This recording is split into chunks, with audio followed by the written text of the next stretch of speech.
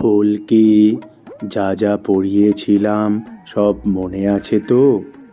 আমি কিন্তু এবার তোর পড়াটা ধরবো।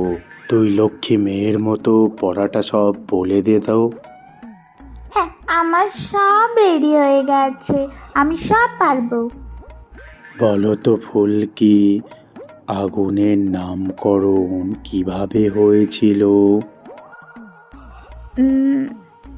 প্রাচীনকালে মানুষরা যখন আগুন দেখতে পেল, আগুনে তখন হাত দিয়ে ছ্যাঁকা খেয়েছিল, ছ্যাঁকা খেয়ে বলে উঠেছিল। তারপরে যখন আগুনের গুণাগুণ জানতে পারলো, তখন তারা আয়ের সাথে গুণটাকে জুড়ে দিল, আর তারপর থেকেই আগুন।